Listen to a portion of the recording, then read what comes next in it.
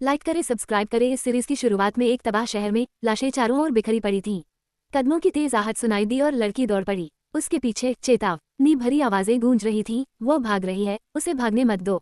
तलवार लिए दो आदमी उसके पीछे दौड़े। तभी एक हाथ आगे बढ़ा और आदेश दिया, बस करो। समूह तुरंत रुक गया। वो व्यक्ति महाद्वीपीय ग्रैंडमास्टर गियोंग नीचू था। आगे पीछा करना केवल समय की बर्बादी होगी। उसकी आंखें चमक उठी, अब जागरूकता सर्वोपरि थी। फिर उसने चारों ओर नजर घुमाई। उसकी निगाह किम शी हुक नाम के एक युवक पर टिकी। एक छोटे से देश का वह व्यक्ति वाकई प्रभावशाली था, लेकिन बस इतना ही, उसके जैसा पतित नायक सीमाओं को पार करने के योग्य नहीं था। इसके जवाब में गियोंग नीचू जोर से हंसा और बोला, मैं गियोंग नीचू, क्या मैं देवता बनने के योग्य नहीं हूँ? वह मानो पागल हो गया। देखा मैंने, गियोंग नीचू ने तुमसे क्या अपना वादा निभाया है? उसकी एक बड़ी लाल आंख फड़क उठी और मानो बिजली की एक श्रृंखला अंतरिक्ष को चीरती हुई निकल पड़ी। वह धीरे से खुला, हाँ, तुमने कर दिखाया गियोंग नीचू। वह हंसा, अब तुम्हारी बारी है अपना वादा पूरा करने की। मुझे उठाओ और पृथ्वी का नक्षत्र बनो। आकाशीय देवता बनने पर आंख ने प्रशंसा की, बहुत अच्छा, और सिस्टम तुरंत सक्रिय हो गया और पृथ्वी नक्षत्र संख्या 274 के निर्माण का अनुरोध किया। विश्लेषण के दौरान लक्ष्य को अयोग्य घोषित कर दिया गया। ये सुनकर गियोंग नीचू चौंक गया। अरे, खोज का दायरा बढ़ाते हुए पुष्टि हुई, तारामंडल बनने के योग्य उम्मीदवार की मृत्यु हो चुकी है, वो शीजू है। पृथ्वी 274 पर आकाशगंगा के क्षेत्र में आगे बढ़ने का कोई कारण न होने पर गियोंग नीचू अविश्वास से चिल्लाया, अरे, ये सब क्या हो रहा है? पृथ्वी 274 के संरक्षण अधिकार रद्द कर दिए गए हैं और पृथ्वी पर आकाशगंगा का क्षेत्र समाप्त कर दिया गया है। अब वह आंख बोल उठी, ओ गियोंग नीचू तो अयोग्य प्रतीत होता है। उसने बड़बड़ाते हुए कहा, तुमने मुझे धोखा देने की हिम्मत की। तुमने साफ साफ कहा था कि अगर मैं किम शी हुक को मार डालूं तो मैं एक सितारा बन सकता हूँ। हाँ, मैंने यही कहा था, जैसा आप चाहते थे। मैंने आपकी पदोन्नति का अनुरोध किया था, लेकिन आप योग्य नहीं हैं। इसके साथ ही धधकती लाल बिजली की एक बौछार उस पर गिरी, जिससे बाकी लोग भी घायल हो गए। अपनी चोटों के बावजूद गियोंग नीचू अडिग और दृढ़ बना रहा। वो खुशी से हंस पड़ी, ये कितना रोमांचक है। ये पल हमेशा मुझे अच्छा महसूस कराता है। मैं तुम्हारी दुनिया का भरपूर आनंद लूंगी। दूसरी तरफ मुड़ते ही देखा कि जोरदार बारिश हो रही थी। अचानक थोड़ी देर पहले वाली लड़की ने दरवाजा खोलकर पुकारा, किम जिमून। वह सोचने लगी, आखिर आप क्या कर रहे हैं? जमीन पर किताबें और औषधीय जड़ी बूटियां बिखरी पड़ी थीं। जिमून किसी काम में मग्न था। आप यहाँ हैं? उसने शिकायत की। नहीं, पूरी दुनिया में अफरा तफरी मची है और आप शांति से ये कर रही हैं। उसने जवाब दिया, किमियागरी के अलावा एक किमियागर और क्या कर सकता है? सचमुच। फिर उसने एक थैला नीचे फेंक दिया। लो, इसे ले लो। जिमून की आंखें हैरानी से चौड़ी हो गईं। दवा की बोतल हाथ में पकड़े हुए वह सोचने लगा, ये क्या है? वह बेबस थी। क्या उसे इसका एहसास नहीं था? जैसा उसने सोचा था वैसा ही हुआ। उस कमीने नीचू ने अपने छोटे भाई को धोखा दिया था, लेकिन सी हक ने इसका इस्तेमाल क्यों नहीं किया? मुझे लगा था कि वह करेगा, लेकिन गिरोह के सभी सदस्यों के मरने के बाद उसने इसे मुझे दे दिया। ओह, सच में? उसने आगे कहा, खैर, मैंने तुम्हारा सारा कर्ज चुका दिया है। उसने हैरानी से पूछा, कौन सा कर्ज? जिमून ने आह भरी, ओह, तुम अब भी उस बात को लेकर मुझसे नाराज हो? उसने अपना सिर खुजाया, नहीं, ये कुछ हद तक मेरे और तुम्हारे छोटे भाई के बदले की वजह से था। लेकिन जिमून ने बीच में ही टोकते हुए कहा, बात यह नहीं है। तुम्हारा बदला जायज था और उन लोगों को सजा मिलनी ही चाहिए थी। तुम्हारा बदला और जियांग नीचू का बदला दो अलग अलग मुद्दे हैं, सच में। इतना कहकर उसने दरवाजा खोल दिया। शिमून हैरान रह गया, क्या तुम अभी जा रही हो? उसने आत्मविश्वास से जवाब दिया, मुझे लड़ना है। मुझे लगता है कि वो कमीना जियांग नीचू इस समय किसी भयानक चीज को अपने कब्जे में लिए बैठा है। क्या आपने भी सिस्टम नोटिफिकेशन देखा कि सुरक्षा विशेषाधिकार रद्द कर दिए गए हैं? हाँ, ये अचानक दिखाई दिया और मुझे चौंका दिया। इसमें लिखा था कि नक्षत्र बनने के योग्य उम्मीदवार की मृत्यु हो गई है। अगर नक्षत्र विशेषाधिकार जैसी कोई चीज होती है तो वह निश्चित रूप से मेरा छोटा भाई किम सी हुक सियोंग काम है। मुझे नहीं पता दूसरों का क्या हाल है, लेकिन मैं उसे अच्छी तरह समझता बड़ी हुआ। मैं ही एकमात्र ऐसा व्यक्ति हूँ जो सी हुक की मानसिक स्थिति को जानता है। मुझे नहीं पता कि क्या हो रहा है, लेकिन सब कुछ सचमुच बिखर रहा है। उसने उसे याद दिलाया, ये जगह अब सुरक्षित नहीं हो सकती, तुम हारी जान भी जा सकती है। सीमून हैरान था, पर वह भाग क्यों नहीं गया? वह हंसते हुए बोली, तुम्हें पता है मैं भागने वाली नहीं हूँ। मेरे पास जीने का कोई कारण नहीं बचा है। वैसे भी उस चीज को फेंकना मत, उसे पीना याद रखना, क्योंकि उस महान तलवार संत ने इसके लिए अपनी जान कुर्बान कर दी थी। मुझे माफ करना, लेकिन ये तो वैसे भी मेरा ही था। ओह, सच में? अच्छा, मैं अब जा रही हूँ और हर चीज के लिए धन्यवाद। अंत में वह चली गई। सीमून ने स्टेटस विंडो खोली, उस पर नजर डाली और आह भरी। जैसा कि उम्मीद थी, उसके आंकड़े दयनीय थे। अब सब कुछ अर्थहीन लग रहा था। तभी लिन ने फैसला किया कि उसे रसायन विद्या के लिए अजा के स्रोत की आवश्यकता है। आखिर सब कुछ इतना सही क्यों था? हाथ में औषधि की बोतल को कसकर पकड़े हुए उसे याद आया कि जागृति के बाद से उसने अपना सारा समय इस लक्ष्य को प्राप्त करने में लगा दिया था। पन्ना की गोली के बिना वो इस सपने को भी देखने की हिम्मत नहीं कर पाता। शायद इसलिए कि मेरे मन में केवल आक्रोश ही शेष था। मेरी आत्मा ने कभी हार नहीं मानी और मैंने एक अमृत भी बना लिया जो रसायन शास्त्र की परा काष्ठा थी, मैंने कभी सोचा भी नहीं था कि मैं सचमुच सफल हो पाऊंगा। अंत में सीमून ने उस औषधि को अपने द्वारा बनाए गए जादुई घेरे में डाला और राक्षसी जीव आगे बढ़ गए। उन दोनों की बदौलत मैंने मरने से पहले अपने दोनों सबसे बड़े लक्ष्य हासिल कर लिए। मुझे नहीं पता कि मैं इस वातावरण में सफल हो पाऊंगा या नहीं, लेकिन रसायन विद्या का आधार हमेशा से पारस्परिक आदान प्रदान रहा है। फ्रांसीसी युद्ध क्षेत्र पर एक के बाद आधा एक बिजली गिरी और सीमून आश्चर्य से चीख पड़ी। पूरा घर एक अंधेरे शून्य के बीच जगमगा उठा। तभी एक नीला पत्थर प्रकट हुआ। एक पौराणिक वस्तु का निर्माण हो चुका था। सीमून अत्यंत प्रसन्न हुई। सफलता, उसे 5000 उपलब्धि अंक प्राप्त हुए, लेकिन वस्तु के गायब हो जाने के कारण वह निष्क्रिय हो गई। पत्थर को देखकर सीमून समझ गया तो बात ये थी। सूचना प्रणाली ने बताया कि ये एक मृत पत्थर है, रसायन शास्त्र का एक पौराणिक उत्पाद। सीमून ने उस संबंधित वस्तु को अपने हाथ में थाम लिया। एक क्षण बाद उसके हाथ से खून की एक बूंद निकली। वह तुरंत लाल हो गई और सीमून की सुई से चिपक गई। अपने हाथ में चमकते लाल पत्थर को देखकर सीमून अचंभित रह गया।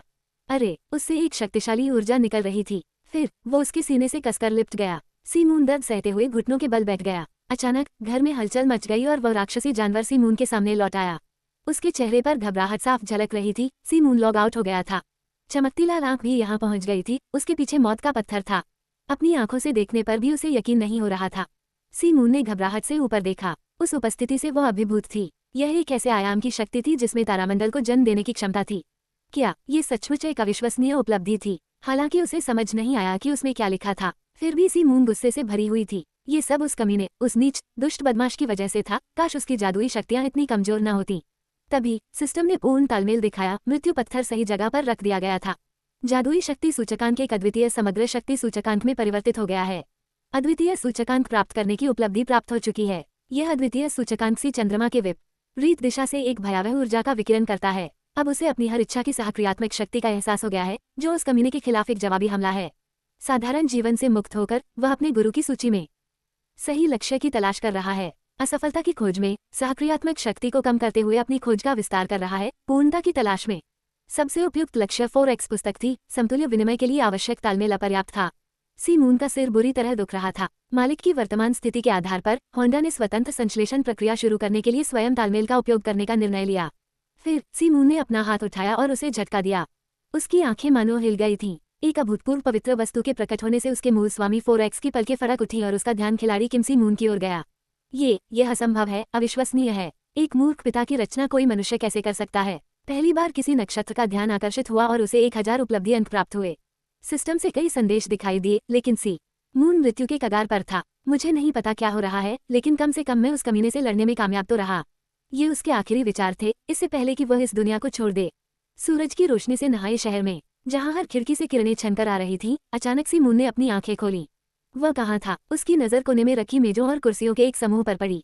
सीमून चौंक गया और आश्चर्यचकित रह गया। उसे एहसास हुआ, क्या यह उसका पुराना स्टूडियो अपार्टमेंट था? क्या वह लाल आंख महज एक भ्रम थी? लेकिन जो अनुभूति उसे हुई वह इतनी वास्तविक थी। मृत्यु की तरह वह इसे अभी भी भूल नहीं पा रहा था। अचानक उसका फोन वाइब्रेट हुआ, जिससे सीमून का ध्यान उसकी ओर गया। वह पूरी तरह से अचंभित होकर उसे हाथ में पकड़े रहा। फोन के अलावा केवल चीन और अमेरिका ही बचे थे, लेकिन दोनों ही अराजकता में डूबे हुए थे। इसीलिए मैंने बहुत पहले ही फोन का इस्तेमाल करना छोड़ दिया था। स्क्रीन पर दिख रही मिस्ड कॉल की तारीख और समय को देखकर सीमून को अचानक एहसास हुआ कि वह 2030 में 11 साल पीछे चली गई है। वह 28 साल की उम्र में लौट आई है। मुझे यकीन है कि उस समय होंडा अपने शरीर को नियंत्रित कर रहा था और किसी प्रकार का संश्लेषण कर रहा था। क्या इससे मुझे अतीत की याद आ गई? रुकिए, यह एहसास पहले से अलग है। हालांकि मुझे वापस आए 11 साल हो गए हैं। 28 साल की उम्र में मैं खुश नहीं रह सकता था। उस घटना के कारण हुई जादुई विकलांगता की वजह से वह बहुत मुश्किल दौर था। मेरी नज़र इतनी कमजोर हो गई थी कि मुझे चश्मा पहनना पड़ता था और मेरी सभी इंद्रियां सुस्त पड़ गई थीं। लेकिन अब जादुई शक्तिहीनता की वह भारी घुटन भरी भावना पूरी तरह से गायब हो गई है।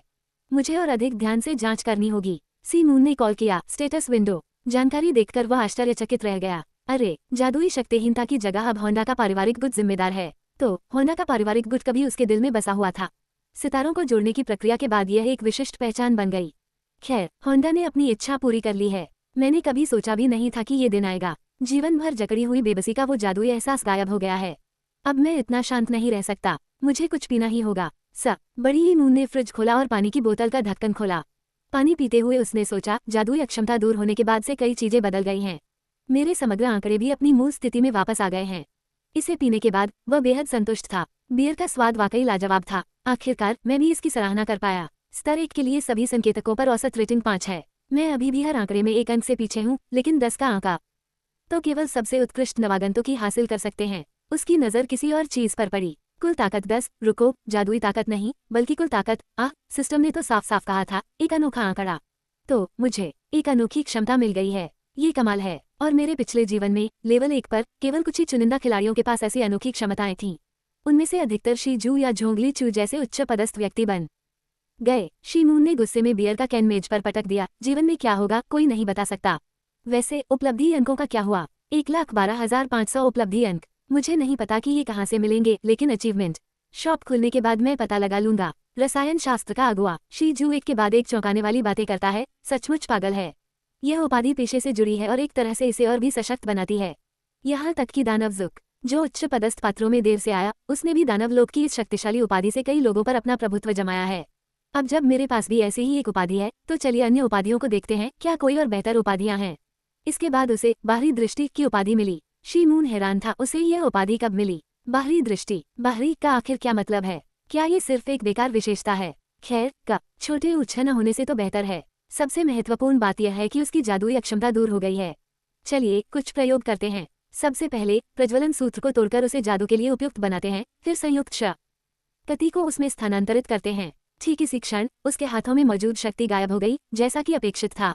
इसलिए भले ही वे एक ही प्रकार की जादुई शक्तियों से संबंधित हों, जादू के लिए उनकी संयुक्त शक्ति का उपयोग करना असंभव है। शी मून ने एक दराज खोला और उसमें से एक चाक निकाली। उसने सोचा, अगर वह एक मिश्रित वृत्त बनाता तो बात कुछ और होती। संश्लेषण के लिए स्वाभाविक रूप से संश्लेषण वृत्त बनाना आवश्यक है। जीमून यदि पहले से ही नुकसान में है और जादू का उपयोग करने में असमर्थ है, तो एकाग्रता से संश्लेषण में उसे महत्वपूर्ण लाभ होगा। चलिए संश्लेषण वृत्त बनाने का प्रयास करते हैं। उसी क्षण मृत्यु का पत्थर उसके सामने प्रकट हुआ और चमकने लगा। शी मून अचंभित रह गया। यह क्या था? क्या उसका शरीर इसे अस्वीकार कर रहा था? क्या यह मृत्यु का पत्थर हो सकता है? इसने कुछ अस्पष्ट शब्द बोले। शी मून ने सोचा, इसने इस विधि को आदिम और बर्बर बताया। इतनी प्रभावी व्याख्या का उपयोग क्यों? पीछे मुड़कर सोचो, जब से मुझे मृत्यु पत्थर मिला है, मैंने किस प्रकार के संश्लेषण की कल्पना की थी। शी मून को अपनी उंगलियों की वो चटक याद आई। उसने अपनी आंखें बंद कर ली और उसे महसूस किया। ऐसा लगा जैसे वह जिस चीज का संश्लेषण करना चाहता था, उसने एक भाले का रूप ले लिया हो। हाँ, ये बिल्कुल वैसा ही भाला है जैसा उस शापित समुद्री शैवाल जैसे जीव ने इस्तेमाल किया था। एक भाला एकदम सही रहेगा, आदर्श रूप से शक्तिशाली विशेष क्षमताओं या अतिरिक्त विकल्पों के साथ।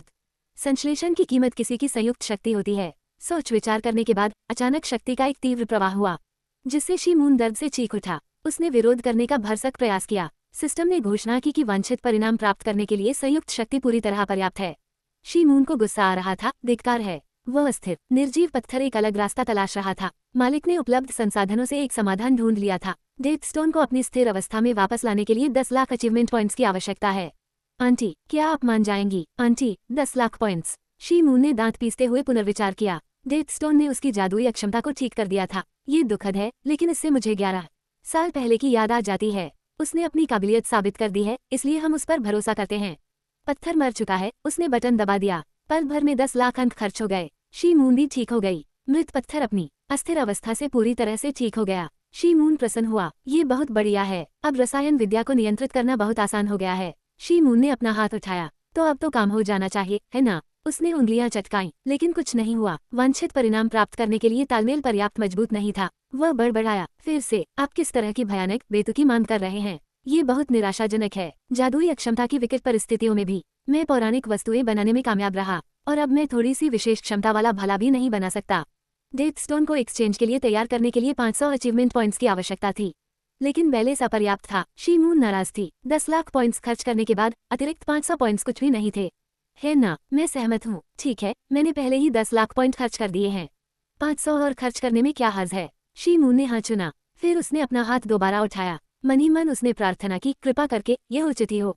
उसके हाथ से एक चमकीला सुनहरा प्रकाश निकला। शी मून की आंखें चमक उठी। राहगीर अचंभित रह गए। ओह, कितना बड़ा झटका! आकाश से बिजली गिरी। वह शी मून की खिड़की को भेद गई। बिजली की कई कड़ियां धीरे धीरे एक साथ जमा होने लगी। शी मून अपने सामने बिखर बड़ी ही चट्टानों को निश्चिंत होकर देखता रहा। सिस्टम ने घोषणा की, 30वां नक्षत्र आपको देख रहा है। घने कोहरे से घिरी भूमि में एक महल के भीतर एक सामूहिक सिस्टम घोषणा की गई। ऐसा लग रहा था मानो सारे नक्षत्र शी मून में दिलचस्पी ले रहे हों। वह हैरान था, क्या नक्षत्र? अचानक नक्षत्र उसकी ओर ध्यान क्यों दे रहे हैं? ओलंपस के नक्षत्र उसके शरीर पर बने निशानों को देखकर अचंभित थे। ओलंपस के नक्षत्र जल्दी से हट गए और दूरी बनाए रखी। केवल 3 राजा ही स्थिर बैठे रहे। उनमें से एक राजा गर्व से केंद्र में बैठा था। उनमें से ओलंपस का शासक विशेष रूप से आप में रुचि रखता प्रतीत हो रहा था। शी मून आश्चर्यचकित रह गया। उसके शरीर पर बने निशानों के कारण ओलंपस के तारामंडल पीछे हट रहे थे। क्या यह उस उपाधि के कारण हो सकता है? तभी उसके सामने एक भाला प्रकट हुआ। लेकिन ये हलचल क्या थी? घुसपैठ करने वाली शक्ति लगातार उस पर हावी होती जा रही थी। शी मून ने हाथ बढ़ाकर भाले को पकड़ लिया। उसने उसे थामे रखने की कोशिश की। फिर उसने सिस्टम पैनल पढ़ा। अचाफी, ज़्यूस का भाला। शी मून आश्चर्यचकित रह गई। ये क्या बकवास है? अचाफी, क्या ये वही मुख्य हथियार नहीं है जो सिकंदर पर आक्रमण करने वाले सम्राट का था? सिकंदर पर आक्रमण करने वाला सम्राट, भले ही उसका संपर्क टूट गया था, फिर भी उसने एक उच्च पदस्थ विशेषज्ञ के रूप में अपना स्थान बनाए रखा था। इसके अलावा भालाधारी योद्धा होने के बावजूद उसकी आक्रमण शक्ति जादूगरों की घातक शक्ति के बराबर है। मैंने कभी कल्पना भी नहीं की थी कि मैं ऐसा हथियार बना सकता हूँ। लेकिन असली अचाफी की तुलना में, जो अपने आप को धारण करते ही आसपास की हर चीज को जलाकर राख कर देता है, ये हथियार काफी साधारण लगता है। अपनी हैसियत के मुताबिक यह महज एक जालसाजी थी। ज़्यूस ने भी इसमें दिलचस्पी तो दिखाई, लेकिन कोई आर्थिक सहायता नहीं दी। खैर, इसमें कोई हैरानी की बात नहीं है। अचानक सिमू को कुछ एहसास हुआ। जरा सोचो, सिस्टम ने तो कभी यह नहीं कहा था कि संश्लेषण असंभव है। इसके विपरीत, अगर वह संश्लेषण की आवश्यकताओं को पूरा कर सकता है, तो क्या इसका मतलब यह है कि वह वास्तव में अचाफी का संश्लेषण कर सकता है?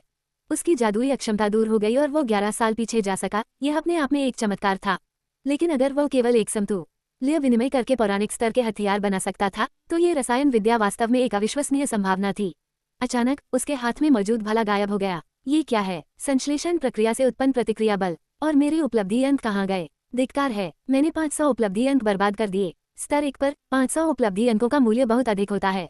मैंने पहले जो कहा था उसे मैं वापस लेता हूँ। अब यह का अलग ही अर्थ में एक चौंकाने वाली संभावना है। 500 उपलब्धि अंक खोना वाकई निराशाजनक है। डेडस्टोन ने झटके को कम कर दिया। सिमू हैरान रह गया। अरे, इसने संश्लेषण प्रक्रिया में खर्च किए गए उपलब्धि अंक वापस लौटा दिए। उसने तुरंत फोन किया। स्टेटस विंडो, एक नजर डालिए। उन्होंने टिप्पणी की, ये प्रारंभिक अवस्था विंडो से बिल्कुल अलग है। पहले कोई स्तर नहीं थे, और स्तर केवल प्रश्न चिन्ह थे। क्या ये संबंध और समय के उलटफेर के कारण है? निर्जीव पत्थर, मुझे 2 बातें पूछनी हैं। यदि ये परिवर्तन संबंध के कारण हुआ है, क्या इसका मतलब यह है कि व्यक्ति के विकास पर हमारा प्रभाव पड़ता है? उसने तुरंत सिमू से पूछा। वह हंस पड़ा। पुष्टि हो गई। क्या यही सच है? बाहर दोपहर धीरे धीरे उदास होती जा रही है। सिमू अभी भी अपने कमरे में तालमेल की शक्ति के बारे में सोच रहा है। जादू का इस्तेमाल करने वालों को कठोर प्रशिक्षण प्रक्रिया से गुजरना पड़ता है। यहाँ तक कि रसायन विद्या में भी संश्लेषण वृत्त बनाना और सामग्री तैयार करना शामिल है। किसने सोचा होगा कि बिना वृत्तों के संश्लेषण इतना प्रभावी हो सकता है? ये वृत्तों के माध्यम से संश्लेषण करने से कहीं आगे जाता है। ये रसायन शास्त्र में एक क्रांति है। नहीं, जादू की दुनिया में भी उसकी शक्ति धारण करने वाली जड़ और घड़ी धीरे धीरे टूटने लगी। इसी के फलस्वरूप मैंने अपने वर्तमान रसायन शास्त्र के स्तर के साथ एक नई संश्लेषण विधि में महारत हासिल कर ली है। परिचयात्मक चरण में कोई समस्या नहीं होगी। आज शाम के 5 बज रहे हैं, है ना? 17 जनवरी 2030, शाम के 5 बज रहे हैं। मैं इसे भूल नहीं सकता। उसी दिन मुझे प्रशिक्षण चरण के लिए पहला बुलावा आया, मैदान में एक सच्चे खिलाड़ी के रूप में पहचाने जाने के लिए। कितनी विडंबना है। उन सभी दिनों के दौरान मैं बार बार उस दिन की यादों में खो जाता था जिस दिन ओरिएंटेशन सेशन हुआ था। उस समय शायद वह आयोजन किसी क्षेत्र पर विजय प्राप्त करने के बारे में था। जादुई अक्षमता के कारण मैं उस क्षेत्र में प्रवेश भी नहीं कर सका था कि एक तीर सीधे मेरे सिर में जा लगा। लेकिन अब मुझे डर नहीं लगता, क्योंकि मेरे पास रसायन विद्या है। अब जब आपने इसका जिक्र किया है, तो मुझे थोड़ी देर पहले एक मैसेज मिला था। साइमन ने अपना फोन उठाया। स्क्रीन पर सीजू और डू रोन के मिस्ड कॉल दिखाई दे रहे थे। साइमन ने खुद को दोषी ठहराया। सीजू, क्या तुम खुश हो? कितनी शर्मनाक बात है। मुझे बड़े भाई के रूप में अपनी जिम्मेदारियां निभानी चाहिए थी। सी हुक के सारे संदेश उसकी उपलब्धियों के बारे में शेखी बघारने से भरे थे। साइमन बेबस होकर हंस पड़ा। वह लड़का इतने सारे संदेश भेजता है। उस समय वह बहुत ही हंसमुख और मिलनसार बच्ची थी। तब मुझे इस बात का एहसास नहीं था कि वह अंदर ही अंदर कितना कष्ट सह रही थी। अब जब मैंने समय को पीछे मोड़ दिया है, तो मुझे पता चल गया है। आकाशगंगा के अखाड़े का लक्ष्य मेरा छोटा भाई है। अब से मैं सब कुछ बदल सकता हूँ, लेकिन सबसे पहले मुझे इसके साथ अपना रिश्ता सुधारना होगा। लेकिन मुझे क्या भेजना चाहिए? मुझे समझ नहीं आ रहा कि क्या कहूँ। मैं इस बारे में इतना तनाव क्यों ले रही हूँ? ये बहुत पेचीदा है। फिर साइमन ने सी हुक को संदेश भेजने का फैसला किया। अचानक उसे कुछ एहसास हुआ। उसने अपने फोन की कंपन करती स्क्रीन पर नजर डाली। उसके हाथ कांप रहे थे। जी हाँ, इस समय वह अभी भी जीवित है। उनके चेहरे पर भी भाव झलक रहे थे। लेकिन फिर उन्होंने गहरी सांस ली और खुद को शांत करने की कोशिश की। शांत हो जाओ, ऐसा अभी तक नहीं हुआ है। मैं इसे बदल सकता हूँ। जरा उस स्थिति के बारे में सोचिए। साइमन ने फिर से दांत पीसते हुए कहा। नहीं, मुझे इसे बदलना ही होगा। तभी अचानक सिस्टम प्रकट हुआ। बधाई हो, आपको फील्ड ओरिएंटेशन में भाग लेने के लिए चुना गया है। असेंबली का समय 9 मिनट और 59 सेकंड है। ये नियम फील्ड एक्सेस डिवाइस के इस्तेमाल पर लागू होता है। इसका इस्तेमाल करने से पहले खुद को तैयार कर लो। इस बार उसने कंबल को मजबूती से पकड़ लिया। जादू की शक्ति से वंचित एक अभागे का दयनीय जीवन और हर तरह की विपत्तियां आने वाली हैं। मैं सब कुछ नष्ट कर दूंगा और नए सिरे से निर्माण करूंगा। फिर साइमन ने अपना निर्णय लिया। कृपया जल्दी प्रवेश करें। ट्यूटोरियल चरण में आपका स्वागत है। इस चरण का उद्देश्य क्षेत्र पर विजय प्राप्त करना है। वहाँ 100 लोग थे। साइमन अंदर चला गया, बिल्कुल पहले की तरह। यह एक और विशाल जंगल का नक्शा है। ऐसा लगता है मानो मैं समय में पीछे चला गया हूँ। क्षेत्र पर कब्जा करके या अन्य खिलाड़ियों को हराकर अंक अर्जित करें। अब ट्यूटोरियल चरण शुरू होगा। मैंने काफी समय से इस खेल में भाग नहीं लिया है। इस बार मैं सावधानी बरतते हुए उच्चतम रैंक हासिल करने का लक्ष्य रखूंगा। सिस्टम ने संदेश दोबारा प्रदर्शित किया। ज़्यूस नक्षत्र की निगाहें उस पर लगातार केंद्रित होती जा रही थीं। इससे साइमन घबरा गया। ज़्यूस नक्षत्र ने आपको एक मिशन दिया है। मिशन विंडो सक्रिय हो गई है। फंडिंग विंडो भी सक्रिय हो गई है। खोज, मिशन और अनुदान आमतौर पर ट्यूटोरियल चरण पूरा करने के बाद ही अनलॉक होते हैं। अब इन्हें फिर से सक्रिय किया गया है। मिशन यह है कि साइमन इस प्रतियोगिता में प्रथम स्थान प्राप्त करे। ये तो ओलंपस के देवता की खासियत है। अगर आप प्रथम स्थान पर नहीं आते तो वह आपकी तरफ देखेंगे तक नहीं, है ना। और फिर भी एक ट्यूटोरियल इवेंट आपको 1000 उपलब्धि अंक देता है। वह दृढ़ निश्चय था, उसे यह करना ही था। हर हाल में पहला स्थान हासिल करना था। लेकिन हे भगवान ज़्यूस, अगर आप ही समय 100 अंक और जोड़ दे तो और भी दिलचस्प होगा। वापस लिया गया। उसके सिर पर काले बादल छा गए थे। साइमन ने तुरंत अपने शब्द वापस ले लिए। ये सिर्फ एक मजाक था। फिर वह चला गया, ये दावा करते हुए कि उसे केवल ओलंपस की परवाह है। वह अप्रत्याशित रूप से थका हुआ था। दूसरी ओर पैरों पर खून के छींटे पड़े थे। एक आदमी को पीठ में तीर लगा था। वह खुशी से हंस रहा था। जैसा कि उम्मीद थी, इनाम वाकई बहुत अच्छा था। इसमें कोई आश्चर्य नहीं कि यह एक बड़ी कंपनी है। यहाँ तक कि इस तरह की उपभोग्य वस्तुएं भी उच्च गुणवत्ता की हैं। यह आदमी किम मिन डोंग है, जो सुमसम सोसाइटी का सदस्य है। वह बेहद चालाक है। सोसाइटी सिर्फ इतना चाहती है कि मैं जीवित रहूं और सुरक्षित वापस लौट आऊं। लेकिन मैं यहीं नहीं रुक सकता था। उस घटिया अकादमी से निकाले जाने के बाद मैं हमेशा के लिए क्लब का एक साधारण सदस्य बनकर नहीं रह सकता था। मैं हूँ नहीं, मुझ जैसे व्यक्ति को छोड़ने का पछतावा करवाऊंगी। कुछ देर बाद सूरज काफी ऊपर चढ़ गया। सी मून के कदम धीमे होते होते आगे बढ़ने लगे। वह इधर उधर देखने लगा मानो कुछ खोज रहा हो। मुझे लगता है कि वह यहीं कहीं था। अचानक उसकी नजर एक धारा पर टिक गई। सी मून बेहद खुश था। उसे वो मिल गया था। उसे राहत मिली। इस धारा को देखे हुए बहुत समय हो गया था। पेड़ पर बैठे मिनडोंग ने सी मून को देखा। उसने उसका नाम पुकारा। इस लड़ाई में भाग लेने वाले एक व्यक्ति के पास कोई हथियार नहीं थे। कितनी अच्छी किस्मत। भले ही उसके गुण अच्छे थे, बिना उपकरणों के आप अभी भी नौसिखिया हैं। मुझे मुफ्त में जीवन देने के लिए धन्यवाद। बस इतना ही। तीर तेजी से सी मून की ओर बढ़ा। तीर लगने से ठीक पहले उसने अपना हाथ उठाया। अगले ही पल पानी की तेज धार ने तीर को 2 टुकड़ों में तोड़ दिया। सी मून ने आह भरी। वह जानता था, उसने दुश्मन को देख लिया था। क्या उसका यही नाम था? उसके तुरंत बाद पेड़ फट गया, जिससे मिनडोंग जमीन पर गिर पड़ा। वह बहुत गुस्से में था। धिक्कार है, पुराना जादू है। फिर भी एक ऐसे व्यक्ति से पराजित हुआ जो तैयार न बड़ी यह था। ये प्रहार सहा, लेकिन संभलने से पहले ही उसके चेहरे पर हैरानी के भाव आ गए। कई छोटे छोटे विस्फोट हुए, जिससे मिनडोंग को बचने के लिए मजबूर होना पड़ा। सी मून ने उसकी प्रशंसा करते हुए कहा, तुम्हारी फुर्ती बहुत अच्छी थी, है ना चाची? उसने उत्साह से कहा। मैंने मुक्का सीधे उसके सिर पर मारा। शानदार, मैं इसी के हाथों मरूंगा। ये संतोषजनक है। मिनडोंग इतना उत्तेजित हो गया कि उसे गुस्सा आ गया। वह आगे बढ़ा। तुम क्या बकवास कर रहे हो? हालांकि सी मून ने हमला किया, लेकिन मिनडोंग लगभग सभी हमलों से बच गया। उसने चाकू अपने हाथ में पकड़ रखा था। उसने चिड़चिड़ाते हुए सी मून के शब्दों को दोहराया। एक बी लेवल गुण, तेज चाल, है ना? लेकिन मिनडोंग पहले ही समस्या समझ चुका था। क्या तुम्हें कैसे पता चला? सी मून ने बस एक प्यारी सी मुस्कान दी। जैसे ही वह वार करने वाला था, सी मून ने धरती को इस तरह नियंत्रित किया कि वह मिनडोंग के शरीर में छेद कर दे। वह बुरी तरह से खून बह रहा था। तुम अकादमी। तभी सी मून को बात समझ में आई। आप पूछ रहे हैं कि क्या मैं अवेकनिंग अकेडमी से हूँ? उसने आह भरी। वह जगह मुझे कभी स्वीकार नहीं करेगी। जंगल में एक जोरदार आवाज गूंजी। सौदा पक्का। सी मून ने आह भरी। उसने जायजा लेते हुए कहा, अपने पूरे साजो सामान को देखो। आप किसी प्रतिष्ठित संगठन से आए नए कर्मचारी बड़ी ही होंगे। आप शायद उच्च गुणवत्ता वाले इंटरनेट कनेक्शन का उपयोग कर रहे होंगे, इसलिए वास्तविकता का झटका आपको कम से कम लगेगा। अगर यह कोई आधिकारिक अखाड़ा होता तो तुम बहुत पहले ही मर चुके होते। अपने हाथों को फिर से देखो। अब सोचता हूँ तो सही, मैंने बिना किसी कनेक्टेड डिवाइस के ही भाग लिया था। आधिकारिक प्रतियोगिता में बाहर होना तो मौत के बराबर है। अभी हम जिस तरह से लॉग आउट कर रहे हैं उससे बिल्कुल अलग। असल में यह वास्तविक जीवन में मृत्यु के समान है। इसके अलावा आधिकारिक प्रक्रिया का अंत केवल बाहर हुए प्रतियोगी की मृत्यु के साथ नहीं होता। यदि प्रक्रिया पूरी नहीं होती है तो संबंधित देश में संक्रमण के प्रकोप फैल सकते हैं। और अगर यह कोई कालकोठरी या छापा है तो जो राक्षस मारे नहीं गए हैं वे असली दुनिया में छोड़ दिए जाएंगे। इसी कारण से किसी देश में शीर्ष क्रम के खिलाड़ियों की संख्या सीधे तौर पर उसकी राष्ट्रीय शक्ति से संबंधित होती है। दुर्भाग्यवश उस घटना के बाद दक्षिण कोरिया अन्य छोटे राष्ट्रों की तरह जो इसके सामने लुप्त हो गए, प्रकोप को नियंत्रित करने में असमर्थ, ये नष्ट हो गया। बड़ी ही मून ने अपना सिर थाम लिया और खुद को याद दिलाया, वो सब बातें अभी तक घटी नहीं हैं। वर्तमान पर ध्यान केंद्रित करो। सबसे पहले आइए वर्तमान स्थिति की जांच करें। रैंक 1 और रैंक 2 ने अब तक केवल 1 या 2 लोगों को ही मारा है। शी मून की आंखों में हैरानी छा गई है। उसने सोचा, मारे गए लोगों की संख्या इतनी कम क्यों थी। ट्यूटोरियल चरण शुरू हुए काफी समय हो गया था। फिर शी मून को एहसास हुआ, मुझे लगता है कि शुरू आती दौर में हर कोई सावधानी बरत रहा था। खैर, ये स्वर्ण स्तर की प्रतियोगिता है, जैसे किसी क्षेत्र पर विजय प्राप्त करना, इसलिए कठिनाई का स्तर संभवतः बहुत उच्च होगा। प्रतिभागियों के पास कुछ विशेष गुण होने चाहिए, आंकड़े और पहले स्तर से ही उच्च स्तरीय उपकरण। उनके पास जितनी अधिक चीजें होंगी, उन्हें खोने का डर उतना ही अधिक होगा। कुछ लोग पहले ही बिजली वितरण क्षेत्र में प्रवेश कर चुके हैं।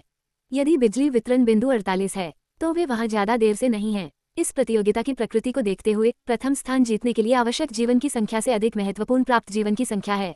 लेकिन अब मुझे इस संश्लेषण विधि से और अधिक परिचित होने की आवश्यकता है। साइमन ने खुशी खुशी फैसला किया, मैं कुछ और बच्चों को मार डालूंगा। मैं उन सभी को खत्म कर दूंगा जो सुरक्षित रहना चाहते हैं। जंगल में एक आदमी गलों की तरह भाग रहा था। हर कदम के साथ उसकी सांस फूल रही थी। वह घबराकर पीछे मुड़ा। ये तो पागलपन था। जमीन से नुकीले कांटे निकल आए थे, जिन्होंने उसे वहीं पर लकवाग्रस्त कर दिया था। वो आदमी चला गया। हत्यारा साइमन था। उसने आह भरी, वाह, वह तो वाकई बहुत तेज है। भारी कवच पहने होने के बावजूद भी वो अब भी उतना ही तेज है। उसमें गति से जुड़ी कोई खास खूबी जरूर है। अगर मैंने पहले हमला नहीं किया तो उसने उसे भागने दिया होगा। उसी क्षण उसके पीछे एक और आदमी प्रकट हुआ। वह झट से आगे की ओर झपटा। साइमन ने सावधानी से पीछे मुड़कर देखा। उसने चुटकी बजाई। वह व्यक्ति तुरंत लॉग आउट हो गया। साइमन सतर्क था। आंख छोटी ही रह, ये लोग तो बस मौके की तलाश में बैठे स्पिरिट ऑर्ब्स ही थे। सिस्टम पैनल प्रकट हुआ, जिससे साइमन आश्चर्यचकित हो गया। बार बार संश्लेषण करने से आपकी सहक्रियाशीलता बढ़ती है। मृत त्वचा वाले पत्थर का स्तर बढ़ गया है। साइमन ने टिप्पणी की, निचले स्तरों पर आंकड़ों में वृद्धि होना आम बात है, लेकिन मुझे उम्मीद नहीं थी कि मृत त्वचा वाले पत्थर का स्तर भी बढ़ जाएगा।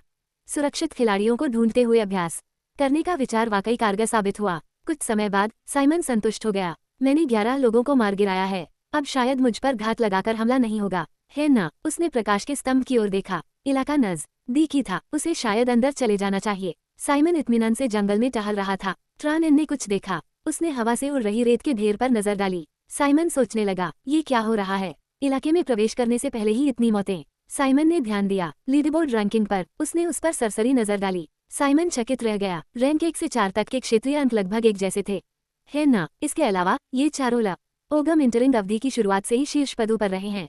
इसका मतलब है वे एक समूह बना रहे हैं। ये स्पष्ट रूप से नियमों का उल्लंघन है, चाहे वे शीर्ष पर पहुंचने की कितनी भी इच्छा रखते हों। लेकिन प्रश्न, छोटी ही क्षण के शुरुआती चरण में ही एक समूह बनाना। साइमन ने अनुमान लगाया, वे कहाँ हैं? क्या वे इलाके में छिपे हुए हैं? आगे एक चतुर योजना है, पीछे एक तीरंदाज और दोनों ओर 2 तलवारबाज। एकदम सही। इस टीम के साथ स्पिरिट ऑर्ब जैसे टुकड़ों के लिए प्रतिस्पर्धा करना वाकई मुश्किल है। मैं जितना हो सके उतना बचाने की योजना बना रहा हूँ, क्योंकि क्वेस्ट के इनाम आधे आधे बांटे जाते हैं। लेकिन अब कोई दूसरा रास्ता नहीं है। साइमन अपनी हथेली में बिजली पैदा करता है। अगर तुम इस तरह खेलना चाहते हो, तब तो मुझे भी गुंडा बनना पड़ेगा। दूसरी तरफ एक लड़की की आंखें चमक रही थीं। उसने अपनी खोज का दायरा बढ़ाया। तभी किसी और का फोन आया। हाय लाइस्यूल, क्या तुमने कुछ देखा? उसने जवाब दिया, मुझे नहीं लगता कि कोई और आएगा। वह हंस पड़ा। क्या उसकी दृष्टि उस आभा ऊर्जा के कारण धुंधली हो गई थी? वह चिढ़ गई। वो किस बारे में बात कर रहा था? इसके अलावा मेरी दिव्य दृष्टि की क्षमता जादू पर आधारित है, आभा पर नहीं। उसने ताना मारा। ओह सच में, ये तो बहुत बढ़िया है। लोग अपने ऑरा का इस्तेमाल दुश्मनों का शिकार करने के लिए करते हैं, तुम्हें पता है। लाइसुल ने आह भरी। लेकिन जब आपके पास तो और भी कम जिंदगियां हैं, तो मुझे क्यों गिन रहे हो? सच में ये बहुत अन्याय है। सबके पास 5 से ज्यादा जिंदगियां होती हैं, लेकिन मैं, अरे आपको किसने कहा कि इसे मछली जैसी गंध वाला बनाओ? ये तो मजेदार है, ये तो हास्यास्पद है। देखो, जब मेरा ये गुण इस तरह का निकले तो मैं क्या करूं? मैंने ये गुण चुना भी नहीं था। कोई बीच बचाव करने आया। मैंने कहा, बस बहुत हो गया। किम जे गॉन, आपके क्षेत्र के अंक अब 60% से अधिक हो गए हैं। अब से मैं आपको जीवन अर्जित करने में मदद करूंगा। जेगोन चौंक गया। है, उसने जल्दी से कहा, सच में, मुझे यकीन है। अरे दोस्त, लाइसुल ने हैरानी से कहा, ओह पापा, क्या हम अब इलाका छोड़ सकते हैं? छोड़ें? हाँ, प्रतिभागियों की संख्या काफी कम हो गई है। इलाके के अंदर बहुत घुटन हो रही है। क्या आपको उस किमसी मून के बारे में चिंता है? उसने उसे आश्वस्त किया, चिंता मत करो, मैं क्लबों के ज्यादातर नए खिलाड़ियों को पहले से ही जानता हूँ, और किमसी मून का नाम इनमें से किसी भी सूची में नहीं है। लेकिन कांधो जांग ने तर्क दिया कि है और भी चिंताजनक था। एक अजीब नाम वाले व्यक्ति ने 11 लोगों की हत्या कर दी थी। लाइस्यूल ने आगे कहा, लेकिन मुझे नहीं लगता कि डरने की कोई जरूरत है। तुम ये जानते हो, है ना? इस बार इसमें शामिल सभी लोग बेव कूफ है वो किमसी मून नाम का आदमी, या जो भी हो, यह शायद स्पिरिट ऑर्ब जैसा ही कोई शक्तिशाली शिकारी है। अगर वह इतना कुशल होता तो अब तक उस क्षेत्र में प्रवेश कर चुका होता। फिर हम सबसे उपयुक्त स्थान पर पहुंचेंगे। अगर आपको चिंता है तो हम अपनी संरचना बनाए रखते हुए यहीं आसपास गश्त लगा सकते हैं। मैं बहुत ऊब गया हूँ। हम बहुत मेहनत से अभ्यास कर रहे हैं, है ना? काम्भो जांग ने अपनी आंखें बंद कर ली और सोचने लगा। जैसा कि सी मून ने कहा, पिछले प्रशिक्षण सत्र में हम चारों के असफल होने के बाद हमने दांत पीसकर कड़ी मेहनत से प्रशिक्षण लिया। इसके लिए धन्यवाद। हमारी संस्था स्कॉर्पियन ने भी हमें उपकरण उपलब्ध कराए। नतीजतन अब तक वे चारों शीर्ष पर रहे हैं। वैसे हम सब मिलकर काम कर रहे हैं। सी मून, कृपया भाई थोड़ा और आत्मविश्वास रखो। अगर हम सहयोग भी करें तो भी कोई ऐसा व्यक्ति जिसके बारे में हमने का भी सुना भी नहीं है, शायद उसे कुछ पता चल जाए। जंगल के भीतर से सी मून की आंखें चमक उठीं। उसने सी मून को देख लिया था। तुरंत सुनो, उसने फुर्ती से तीर निकाला। सी मून ने निशाना साधा और तीर चला दिया। वह यहाँ है। काम्भो जांग ने उस दिशा में देखा। क्या? उसने सी मून पर एक तीर चलाया। हमें वह व्यक्ति वहाँ छिपा हुआ दिखाई दे रहा है। वह सीधे लक्ष्य की ओर बढ़ रहा है। वह व्यक्ति सी मून है जिसका सिर पूरी तरह से हुड से ढका हुआ है। उसकी आंखें मानो जादू कर रही हों चौड़ी हो गईं। तीर पल भर में 2 टुकड़ों में टूट गया। सी मून ने अपने पैरों के नीचे की रेत को इस तरह हिलाया कि वह हिलने लगा। ये देखकर सी मून चकित रह गया। उसके साथी खिलाड़ी भी। कमल, एक तरह का जादू। सी मून मुस्कुराए। मुझे लगता है मैंने खुद को काफी अच्छे से छिपा लिया। सर्वव्यापी आंख। भय से उसकी आंखें चौड़ी हो गईं। भला किसी को कैसे पता चल सकता है? सी मून धूर्त है। खैर, मेरे पास इसके कारण है। मैंने इन विशेषताओं पर काफी शोध किया है। सी मून अब भी हार मानने को तैयार नहीं थी। उसने उस पर तीर चलाकर उसे चिढ़ाया। ओह, सच में? क्या तुम चाहते हो कि मैं तुम्हारी काबिलियत की परीक्षा लूं कि तुम्हारा सिर काट दिया जाए? एक आवाज ने बीच में ही टोकते हुए कहा। रुको! पीछे से कदमों की आहट सुनाई दी। बोलते समय कांधों के दांत खतरनाक ढंग से किटकिटा रहे थे। किमसी मून, है ना?